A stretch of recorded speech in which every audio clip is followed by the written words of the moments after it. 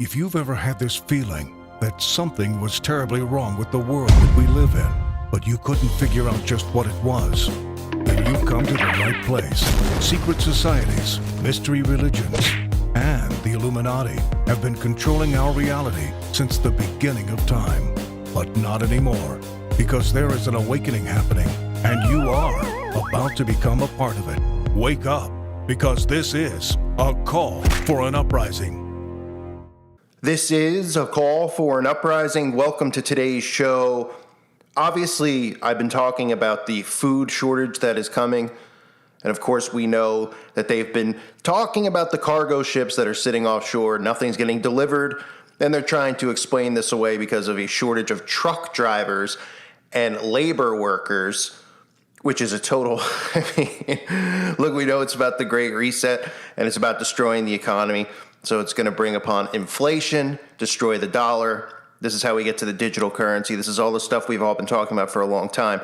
But what's important to note, and the reason I'm talking about it again, is to show you the pattern here, because now we're moving on from a shortage of products, a shortage of Christmas gifts they've been warning about, a shortage of Halloween costumes for the people out there who celebrate that stuff, to moving towards a shortage of food. And they're telling people to be prepared that this is a new normal. Now, I'm going to show you the repetition and the pattern because all the local news affiliates are reporting on it, from Atlanta to Arizona to LA to Wisconsin, everywhere, Orlando. They're talking about how there's a shortage of food. And then nationally, they're telling you what things are not going to be on the shelves. Like last year, of course, we remember there was a lack of toilet paper. For most of last year, they kept talking about that and putting limits on stuff as well. That also, all of this has to do with limits of how much you can buy. They don't want anyone hoarding because they don't want people to have food supplies. They want you to be dependent on getting fed by Big Brother, very much like Soylent Green. So they're telling you it's the new normal to expect nothing on the shelves. I'll talk to you after these clips about why and what can be done. If you've been to the store lately, you may have been met with scenes like this. Empty shelves, from the cereal aisle to deodorant and paper goods, everyday items in increasingly short supply. Data from last week shows just how widespread the problem is. 16% of beverages were out of stock at the nation's grocery stores, 14% of snack foods, and 13% of frozen items out of stock. Makes me kind of angry, like, why?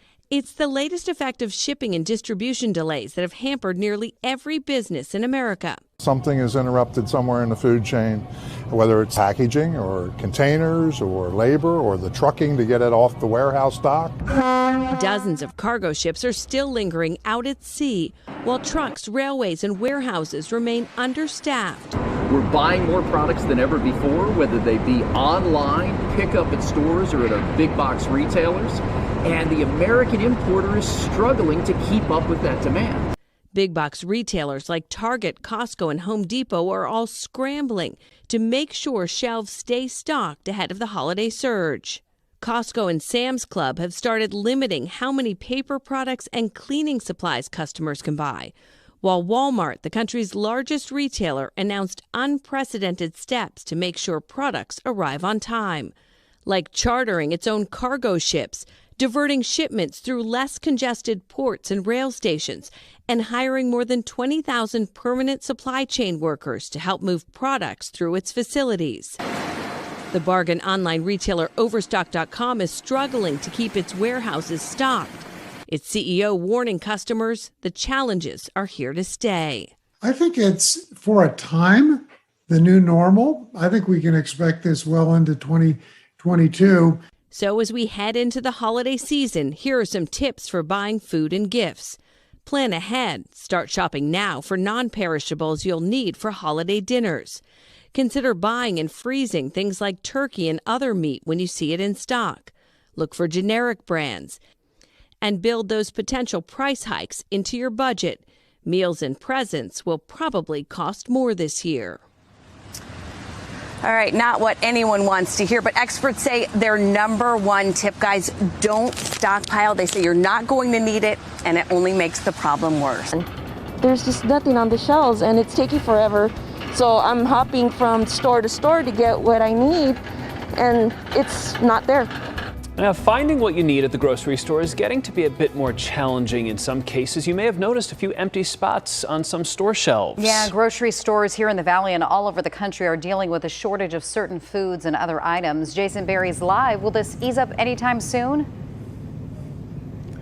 Well, by no means should anyone panic and rush out to buy a crate full of toilet paper or paper towels, but there is a significant shortage of assorted groceries that could last well into next year. Take a stroll down a few aisles of your favorite grocery store, and chances are you'll see this or this. Empty shelves with some of your favorite items missing. I've noticed today the shelves look a lot different. I had to switch from our usual salmon over to the chicken because they didn't have the full stock what they usually have. Jennifer Cabello of Phoenix had to stop by several stores to get everything she needs. I went to get distilled water, and the shelves are just completely empty. So I'm lucky I got what I did for right now for work. A nationwide shortage of goods and supplies is having a major impact on your local grocery store. The latest numbers we have show 16% of beverages, 14% of snack foods, and 14% of frozen items are out of stock. And that's helping drive up prices on just about everything. The national chains are... Mark Miller is president of the Arizona Food Marketing Alliance. He says there are a number of reasons for what's going on. High demand for groceries, not enough workers at manufacturing plants and warehouses, a lack of truck drivers to make deliveries, and an ongoing supply chain backup. It's not our economy, it's a global economy, and everything that is on our shelf is coming from all parts of the world. You know, spices and teas and coffees and flavoring. It's coming in through the ports that you're seeing, and that is affecting some of the finished products that actually hit the grocery stores. The toughest things to find right now are any items in plastic bottles, beverages, dishwash soap, cleaners. Paper goods are also in short supply. Experts predict these items will remain hard to come by through the holidays. The supply chain is going to continue to get pressed for a couple more months. Welcome back. More shoppers across the country are finding store shelves empty, the result of major problems within the supply chain. With ships stranded at sea and a lack of workers to move the products, the question now is what's being done and how long is this going to last? ABC's Andrew Dimbert has the very latest. This morning, the supply chain crisis, blame for empty store shelves across the country. Commerce Secretary Gina Raimondo expects some improvement by Christmas. We're going to fix this. We are going to fix it. It's just, going to take a little time. Raimondo highlighting recent steps taken by the Biden administration to address the bottlenecks, including opening the port of Los Angeles 24/7. But some experts say the problems will have far-reaching effects, possibly lasting through next year. This could be something that will be well into next Christmas, to be honest with you. Across the globe, products like toys, shoes, and cars are stranded on shipping containers, boats, trains, and trucks. Experts blame the gridlock on several factors, including skyrocketing shipping costs and a shortage of service workers and truck drivers. All this while the post-pandemic demand from consumers vastly outpaces supply. And again, this is about destroying the economy.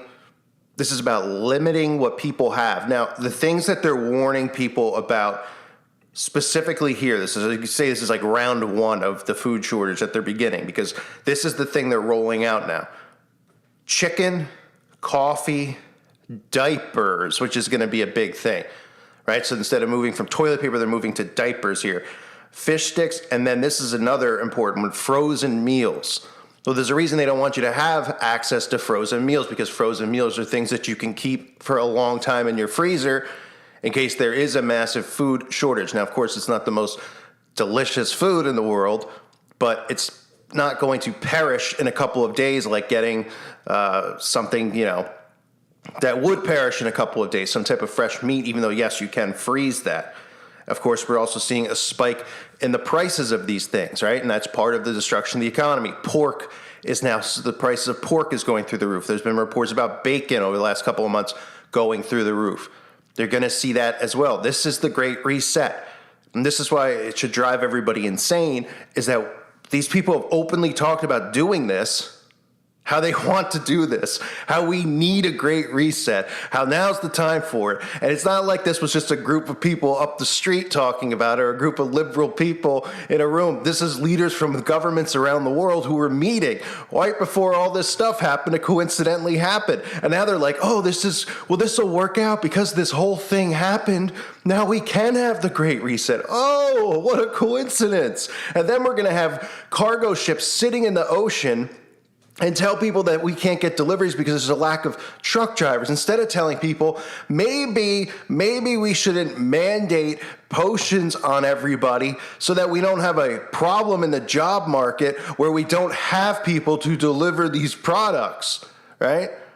But instead, they just come out and say, oh, no one's driving. We have a labor shortage. You have a labor shortage because people are losing their jobs left and right, because you're going to destroy the middle class. You're going to destroy the dollar. You are going to take total control. And it's so easy to see. I can't believe that there's so many people that refuse to see this. Okay, other things that they're talking about shortages of are gourmet spices. I mean, not that that's a big deal. Rice Krispie treats, Sour Patch Kids. There will be a shortage of paper towels and toilet paper, of course. And again, this will be a limit. You go to the store, you can get one thing of toilet paper, right? And it's not about, them worrying about if somebody else is going to have toilet paper or you're going to have too much. It's about control. It's about controlling how much you can have, what you can have. That's the same thing with this whole wages thing. This isn't about them caring about the quality of who makes what compared to whom. It's about controlling what you make and controlling the flow of, not just the flow of resources, the flow of wealth, the flow of everything. Massive total control. And that also has to do with AI and everything else that's going on. So they're ready now. They're rolling this second wave, so to speak, of this food shortage crisis. And the best excuse that they have is a lack of drivers. That's the best excuse that they have. Oh, and a lack of production at these food places, the manufacturers, a lack of employees there. Instead of going, well, maybe it's, instead of making it mandatory for people to take the magic potion, we should decide if it's more important for people to eat and have food compared to getting the flu. I mean, it's so easy. Any world leader would come in and say, all right, if this wasn't a new world order all around, they'd come in and they'd say, okay, right? If this was really going on with the food shortages out on these cargo ships, the manufacturers who are paying for all of this would figure out a way to get drivers down there to pick up their loads of food. Otherwise, they go, we're going to lose millions of dollars potentially here. The food's going to spoil, or whatever else is coming in. We're not going to make money for the holidays. We're going to go out of business. So we'd figure out a way to get drivers there.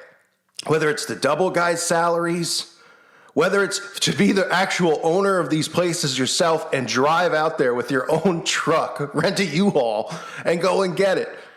There's nobody comes up with a resolution. It's just like, yeah, and it's just sitting there, out there, right? And what do they tell you on the news? Like, oh, Buttigieg, he's been home. He's the one who's supposed to be in charge of this, and he's been home being a father with his husband. I mean, oh, man. Oh, the New World Order, folks. The New World Order. It's laughable how obvious it is and how stupid people are if they don't see what they're doing. And people think it's a good thing. They're like, oh, I didn't know until recently that liberals were anti-capitalism. I mean, you got to be nuts. You want them to control the source of cash flow so that they can hoard it all and then we can all just be slaves? I mean, just because you're not smart enough to get, to make more money, then that's fine. Or I mean, you don't want these people to have all the food, all the resources. I mean, and that's another thing too, which just shows you that this is all so rigged and planned. All these cargo ships that are sitting out there, the products, there's like two people at the top of the chain who own all the stores and all the groceries and all the retail stores, and it filters down, right? Walmart, Target, but the same people own, Kellogg's and so forth and so on. Yeah, I'm sure they're not in on this because, like I said, wouldn't they go out there? Wouldn't they figure out a way to stop this from happening? I mean, we could all sit here and figure out ways, right? We could all brainstorm and say, okay, Let's see. How many employees do we have? Can we get people on trucks? Can we train some of our employees to be truck drivers then to go pick up the food? Because there's no point in having employees work the cashier desk if there's going to be no products to sell. Right? I mean, think about it. It's basic common thought.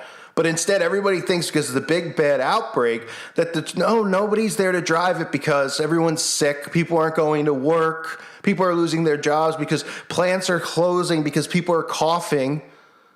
It's like, do we want food for people to eat and live, or do we want to worry about the flu?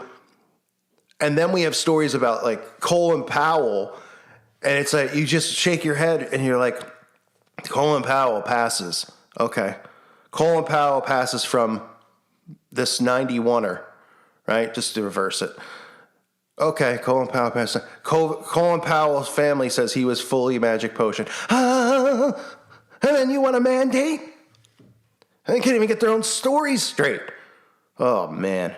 Insanity. It really, really is. Now, one of the things that's going on the website is this is a great place to post things about this food shortage, what you could do. People are learning who have not prepared for something like this, places that you can get stuff. Some people don't have the money to buy, pounds and pounds of these, powdered foods or whatever that you can store for a long period of time. Some people, are buying soups and things like that. That's one of the reasons I've said in the last couple of weeks, there is a shortage of soups and canned goods, right? Along with frozen goods. Right? That's deliberately done. They don't want people prepping for this stuff. And they know more and more people are starting to prep. This isn't like 3 years ago where people looked at us and they're like, oh, look, these people are prepping off the grid like crazy people. They're seeing more and more people wake up because people are going, why are they forcing this? Why are they doing this? Why are we letting cargo ships in? Why are we destroying the economy over the flu? I don't know. Well, it's easy to see. People are seeing it. So they're saying, okay, we got to get food and we got to get supplies. So one of the things on the website is people are talking about and sharing this type of stuff, what you can do, how you can do it. There's a lot of people who are way more knowledgeable about this than I am. There's people who homestead. Okay, these are things that I don't, I'm not a homesteader. So I'm learning from people too. So it's a great place to share that type of stuff. You can't, you could comment in the comment section on YouTube, but you can't really interact and get answers from one another. Half the time the comments are shadow banned. If you put a word in that the algorithm doesn't like, they automatically take the comment away. Can't share links, So that's one of the great things about the website. But you're going to continue to see this massive, massive shortage all around the country, stories and stories about it, and nothing being done. So what does it do? It frustrates the right versus the left. It keeps that going. With the incompetency, which is definitely being done on purpose. You cannot be this out of touch with the world and with reality as Biden and Kamala Harris are. This is completely done on purpose. This is just igniting the left-right flame. Nothing being done, no one showing up. And then, the only time they talk is about masks and things like that. Then they see them out not wearing masks. I mean, the whole thing is a show. Nobody could be this out of touch, and they know that nobody's going to do anything about it. So they're not afraid to place all these actors out there, these mayors and governors from other states who are going out not wearing masks. They know there's not going to be citizens arrests or anything. They've completely dumbed down society with fluoride, with the television, with technology. And of course, people are more concerned about their feelings than they are about the functionality of the world. So this is where we're at. Unbelievable, really, if you think about it. So this is going to continue on. I hope to see you guys over on the website. I'll continue covering this. Make sure you're prepped however you feel necessary to be prepped. It's always good to have, jugs of water on hand, unless you live by a stream or something like that. It's always good to have a lot of things on hand that you could hold on to. But, this is about control. It's all it's ever been about. It's total control. I thank everyone for being here. I thank the Patreons for being here as well. Let me know what you think in the comment section below. What you're seeing in your stores and things like that. Of course, you could share it on the website, which I hope to see you guys over there if you're not already. I thank you guys again. God bless you and your families.